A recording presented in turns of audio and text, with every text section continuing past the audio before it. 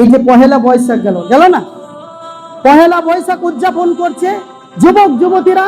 তারপরে আপনার এই যে কত রকমের যে ডে আচার পালন করে, আর বাপ মাও ছেড়ে দেয়, পিতা মাতাও ছেড়ে দেয়। এই জন্যই আমি আপনাদেরকে প্রথমে বললাম, সে পিতা হতে কোনোদিন পারেননি, সে পিতা নয়, সে তার খালু না, সে তার চাচা।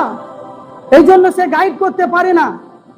সে তার মা নয়, সে তার মা নয়, সে তার মা হতে পারে না, সে হয়তো তার খালা।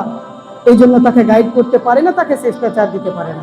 তুমিনান নিসাই, পুরুষের বেশধারী নারী জান্নাতে যাবে না।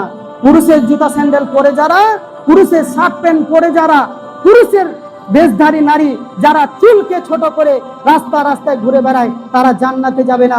এটা আমার কথা নয়, মুহাম্মদ সাল্লাল্লাহু আলাইহি ওয়াসাল্লাম বলেন। মুহাম্মদ সাল্লাল্লাহু আলাইহি ওয়াসাল্লাম বলেন, ওমর রাদিয়াল্লাহু তাআলা থেকে বর্ণিত, তিনি বলেন মুহাম্মদ সাল্লাল্লাহু আলাইহি সাল্লাম বলেছেন, সালাসাতু কাদ হারামাল্লাহু আলাইহিল জান্নাহ, তিন শ্রেণী মানুষের উপরে আল্লাহ জান্নাতকে হারাম করেছে। তাদের মধ্যে এক শ্রেণী হচ্ছে আবাদা আদায়ুস, যার বাড়িতে পর্দা নেই সে জান্নাতে যাবে না।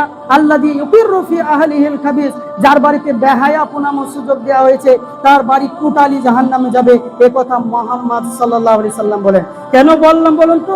এমন বাড়ি তৈরি করে রেখেছে যেই বাড়িতে কোনো পর্দার ব্যবস্থা নেই, যেই বাড়িতে কোনো গেটই নেই, মানুষ যে সালাম দিয়ে ঢুকবে তার কোনো ব্যবস্থা নেই, তার কোনো ব্যবস্থা নেই। সমাজ আমরা এভাবেই গড়েছি।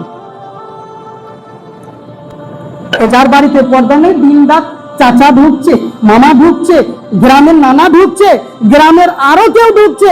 বলে কে হয়? বলে আমার সম্পর্কে চাচা। আরে সবই কি চাচা হয়? সবই কি বাপের ভাই হয়? তুমি এতটুকু বুঝতে পারলে না যে মোহর দিয়ে রেখেছি, মোহর দিয়ে আমার বিবিকে এনেছে অন্যজন দেখবে। শরীরে যা আছে সবই কি পুজ? একটু নিজেকে মানুষ মনে করেন, নীতি পরিবর্তন করার চেষ্টা করুন, নীতিকে পরিবর্তন করার চেষ্টা করুন, সুস্থ সমাজকে গড়ে তোলার চেষ্টা করুন, আদর্শ পরিবার হওয়ার চেষ্টা করুন, রাসূল আকরাম সাল্লাল্লাহু আলাইহি সাল্লামের আদর্শ নিয়ে পৃথিবীর বুকে বাঁচার চেষ্টা করুন।